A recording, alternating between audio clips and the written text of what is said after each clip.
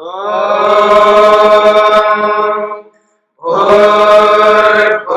स्वः तत्सवितुर्वरेण्यं भर्गो देवस्य धीमहि धियो यो नः प्रचोदयात्।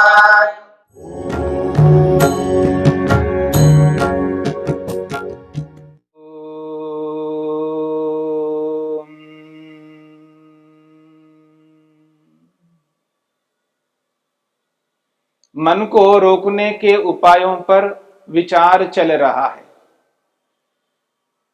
महर्षि पतंजलि ने मन को एकाग्र करने के अलग अलग उपाय हमारे सामने प्रस्तुत किए हैं।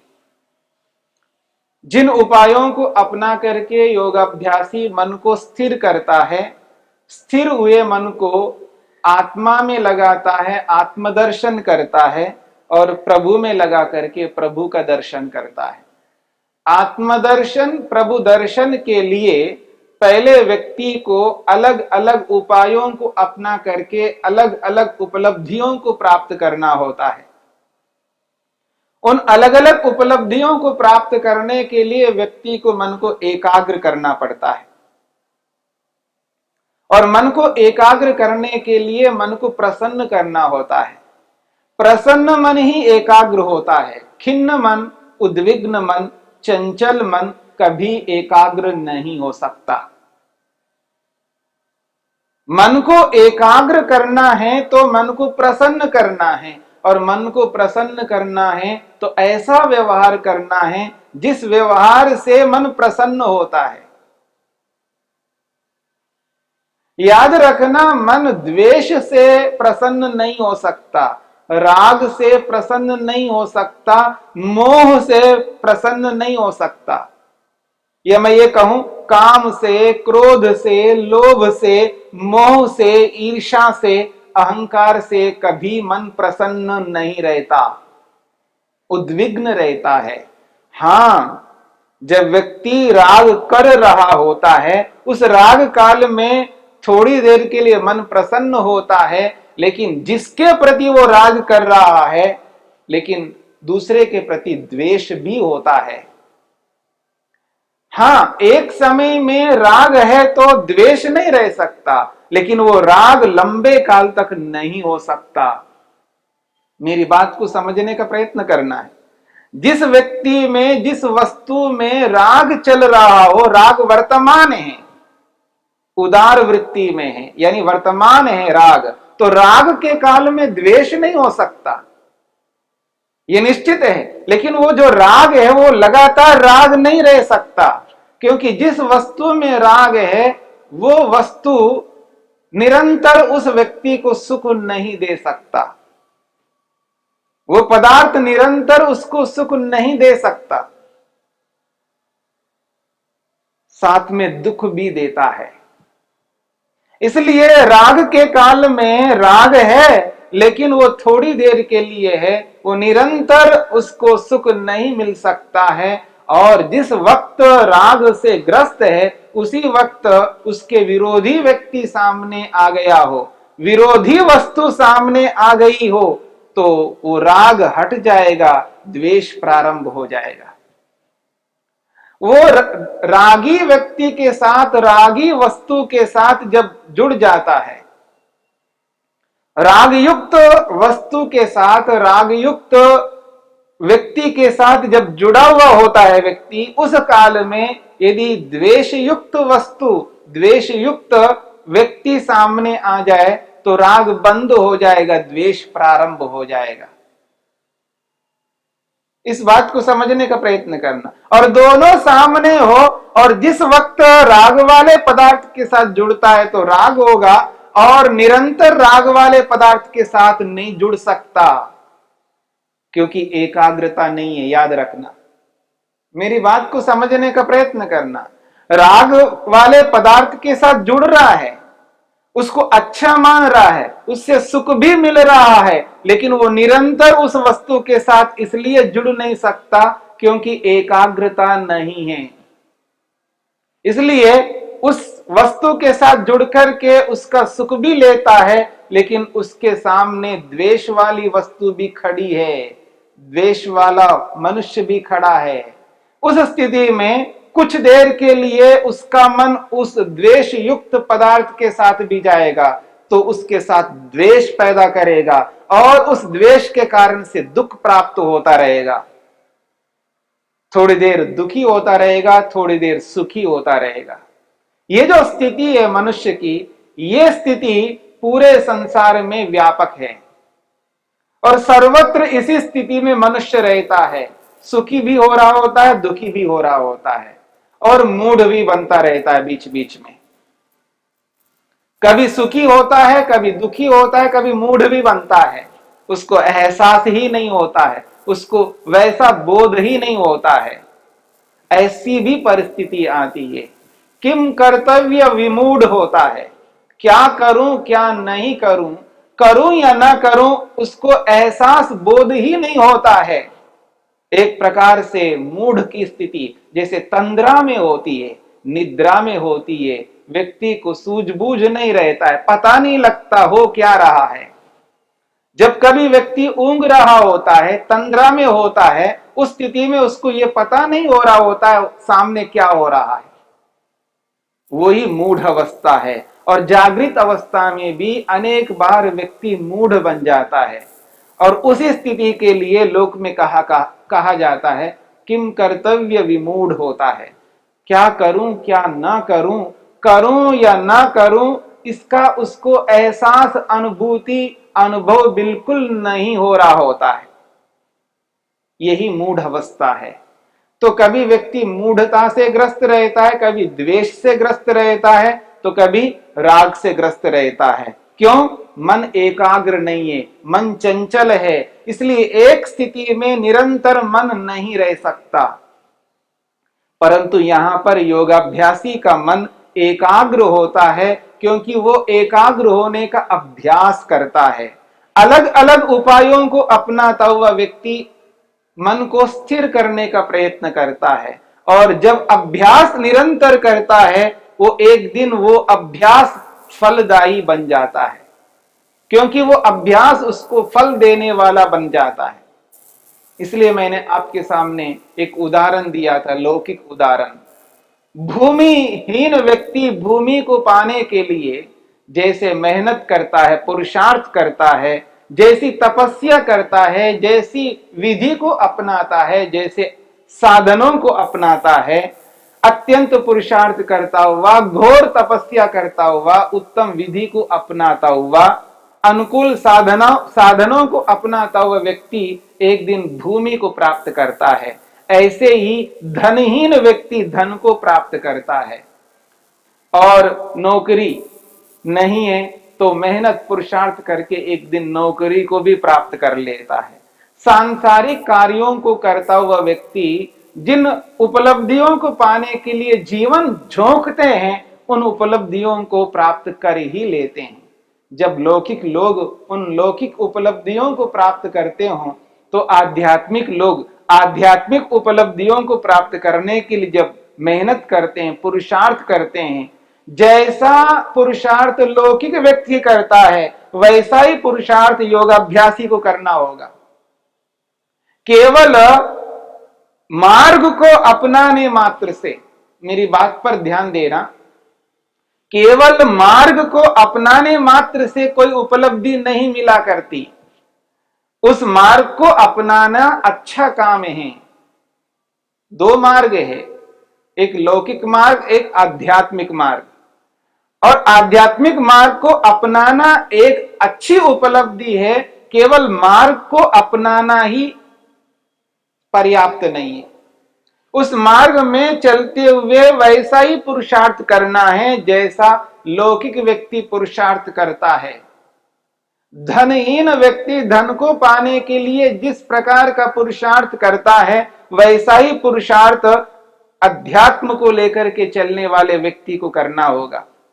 उस स्थिति में जो योगाभ्यास करता हुआ व्यक्ति योग को जीवन में धारण करता है, यम, नियम, आसन, प्राणायाम, प्रत्याहार, धारणा, ध्यान को जीवन में उतार लेता है, और इनको उतार करके अलग अलग उपायों को अपना करके मन को जब स्थिर करने लगता है तो मन स्थिर होता है, मन प्रसन्न हो जाता है, क्योंकि उसका व्यवहार बदला हुआ है, योगमय व्यवहार है, यम के अनुरूप नियम के अनुरूप व्यवहार है।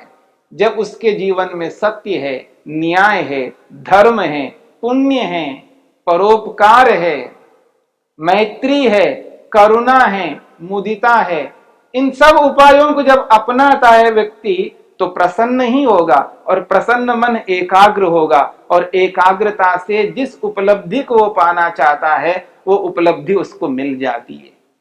इसलिए 35वें सूत्र में जिन 5 प्रकार की उपलब्धियों की जो चर्चा की है, दिव्य गंध की अनुभूति, ये सामान्य अनुभूति नहीं है, सामान्य उपलब्धि नहीं है। जो बाहर जिन गंधों को व्यक्ति प्राप्त करते हैं वो गंध नहीं है, ये दिव्य गंध, ये अपने ही शरीर के अंदर जिस दिव्य गंध को अनुभव करता है वो विशिष्ट उपलब्धि है। ऐसे ही दिव्य रस को अनुभव करता है, ऐसे ही दिव्य रूप को अनुभव करता है, ऐसे ही दिव्य स्पर्श को अनुभव करता है और दिव्य शब्द को अनुभव करता है। इन उपलब्धियों को पाकर के व्यक्ति इस स्थिति में पहुंच जाता है जब चाहे तब मन को अपने नियंत्रण में कर लेता है। 35वें सूत्र तक महर्षि पतंजलि ने 3 सूत्रों में जिन 10 प्रकार के उपायों को बताए हैं, इन 10 उपायों को अलग अलग स्थितियों में योगाभ्यासी जब अपनाता है और 10 प्रकार से मन को नियंत्रण करने की चेष्टा करता है, और एक दिन ऐसा आता है उसका मन उसके अधिकार में हो जाता है, उसके नियंत्रण में हो जाता है। चाहे मन को रोकना चाहेगा तो रोकेगा, नहीं रोकना चाहेगा तो नहीं रोकेगा। यानी जैसे एक मदारी होता है, मदारी बंदर को अपने अधिकार में रखता है। बंदर तो बहुत चंचल होता है, पर चंचल बंदर को भी वो नियंत्रित कर लेता है। मदारी के पास वो सामर्थ्य है, वो शक्ति है, वो योग्यता है, वो विधि है, वो उपाय है। जिस उपाय को, जिस विधि को वो अपना करके एक मदारी बंदर को अपने अधिकार में रखता है, नियंत्रण में रखता है। ठीक इसी प्रकार से योगाभ्यासी एक प्रकार से मदारी बनता है और अपने मन को बंदर के रूप में अनुभव करता हुआ भी उस बंदर रूपी मन को अपने नियंत्रण में कर लेता है। अब जब जैसा चाहे वैसा उसको नचा सकता है, उस मन को कठपुतली की तरह बना के रखता है। जैसे एक मदारी बंदर को बैठने के लिए कहता है तो वो बैठ जाता है, खड़े होने के लिए कहता है तो खड़ा होता है। जैसा मदारी निर्देश करता है वैसा ही बंदर करता है। ठीक इसी प्रकार से योगाभ्यासी भी वैसा ही मन के साथ व्यवहार करता है, मन को जैसा चाहे वैसा चलाता है, क्योंकि अलग अलग उपायों को उसने अपनाया है। और इन उपायों को अपना करके एक ऐसी क्षमता को, सामर्थ्य को प्राप्त कर लेता है, वो मन को जिस विषय में टिकाना चाहता है उसी विषय में मन टिक जाएगा। और जब मन टिकता है तो वहीं पर वो कार्य करेगा। और मन को जो टिकाने का कार्य है योगाभ्यास जो करता है वो बाहर नहीं टिकाता है, मन को बाहर नहीं ले जाता है। योगाभ्यासी व्यक्ति को सर्वाधिक कार्य अंदर करना होता है, शरीर के अंदर करना होता है, शरीर के बाहर नहीं। हाँ, जब संसार के साथ जुड़ता है, सांसारिक लोगों के साथ व्यवहार करता है, उस समय उन लोगों के साथ जुड़ करके वो व्यवहार करता है। वो लौकिक व्यवहार जो है, लेना है, देना है, उनको बोलना है, बताना है, जो भी व्यवहार उसको करना है वो यम और नियम के अनुरूप करेगा। वो व्यवहार तो प्रत्येक व्यक्ति को करना है, चाहे वो लौकिक व्यक्ति हो चाहे आध्यात्मिक व्यक्ति हो, क्योंकि जीवन में शरीर है तो शरीर को रखने के लिए, शरीर को स्वस्थ रखने के लिए, शरीर को आश्रय देने के लिए, शरीर को खिलाना पिलाने के लिए जो साधन चाहिए वो दोनों को चाहिए। यह अलग बात है योगाभ्यासी सीमित साधनों में रहता है और लौकिक व्यक्ति अधिक से अधिक साधनों में रहता है। ये एक अलग बात है। लेकिन एक सीमित साधनों को प्राप्त करने के लिए जैसे लौकिक व्यक्ति जिन व्यवहारों को करके उन साधनों को प्राप्त करता है, वैसा ही अध्यात्म को मानने वाला व्यक्ति, अध्यात्म को अपनाने वाला व्यक्ति, अध्यात्म को अपनाता हुआ वह व्यक्ति भी उन कार्यों को करता है जिन कार्यों को लौकिक व्यक्ति करता है। दोनों में अंतर यह है कि वह व्यक्ति, अध्यात्म को मानने वाला व्यक्ति योग के अनुरूप व्यवहार करता है और लोक में चलने वाला व्यक्ति, लौकिक व्यक्ति, वो लौकिक स्वार्थों को पूरा करने के लिए व्यवहार करता है। दोनों के व्यवहार में यह अंतर रहेगा। लेकिन इन सब व्यवहारों को करता हुआ व्यक्ति, उसका जो मुख्य कार्य होता है वो आंतरिक होता है। लौकिक व्यक्ति का मुख्य कार्य बाहर का होता है, बाहर के प्रयोजनों को पूरा करने के लिए होता है, बाहर के पदार्थों को अपनाने के लिए होता है। लौकिक पदार्थ उनके लक्ष्य होते हैं और अध्यात्म को मानने वाले व्यक्ति का जो मुख्य कार्य होता है वो आंतरिक होता है। शरीर के अंदर वो अधिक से अधिक कर्म करता है, शरीर से बाहर के कर्म केवल जीने मात्र के लिए करता है और उसके जो लक्ष्य होते हैं वो आंतरिक होते हैं, वो बाहर के नहीं होते हैं। तो इस दृष्टिकोण से जब व्यक्ति चलता है तो इस दृष्टि को अपना करके आगे बढ़ता है तो वह व्यक्ति लौकिक कार्यों को भी एक सीमा तक करता हुआ आंतरिक कार्य सर्वाधिक करता है। इसके लिए कहा गया है उसको पुण्य कर्म अधिक से अधिक मन से करने हैं। तो मन से अधिक पुण्य कर्म करने के लिए व्यक्ति को बाहर देखने की आवश्यकता नहीं है, अंदर ही देखता हुआ, आंतरिक जीवन को सामने रखता हुआ, अंदर के विकारों को देखता हुआ, अंदर के विकारों को दूर करता हुआ, अंदर के विकारों को रोकता हुआ व्यक्ति सबके सुख के लिए, प्राणी मात्र के सुख के लिए अंदर ही कर्म करता है और उसका परिणाम यह निकलता है वो शरीर से और वाणी से अवसर आने पर किसी भी व्यक्ति को किसी भी प्रकार का दुख नहीं दे सकता। मेरी बात को दोबारा समझने का प्रयत्न करना। जो व्यक्ति मन से प्राणी मात्र को सुख देने का कर्म निरंतर करता होता है वह व्यक्ति वाणी से कभी किसी को दुख नहीं दे सकता। जो योगाभ्यासी मन से निरंतर सबको सुख देने का कर्म करता हो वह व्यक्ति अवसर आने पर शरीर से किसी को दुख नहीं दे सकता। ये परिणाम निकल करके आता है। जो व्यक्ति आज शरीर से और वाणी से जो दूसरों को दुख दे रहा है क्योंकि वह व्यक्ति कभी मन से किसी को सुख नहीं दे पाया है, या यूं कहिए वह व्यक्ति मन से सबको सुख नहीं दे पाया है और जिनको उसने मन से सुख दिया है उन्हीं को वो शरीर से वाणी से सुख देता है और जिनको नहीं दिया है उनको दुख ही देता है।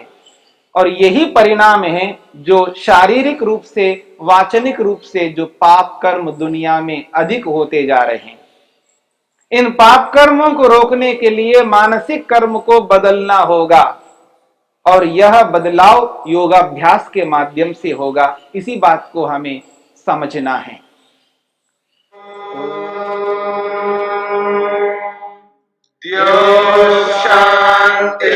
शांतिरंतरिक्षं शांति पृथिवी शांतिरापः शांतिरोषधयः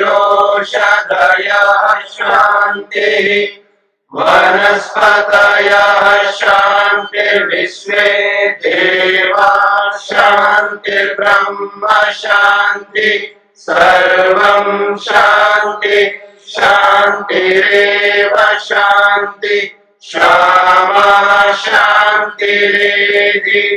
ओम शांति शांति शांति।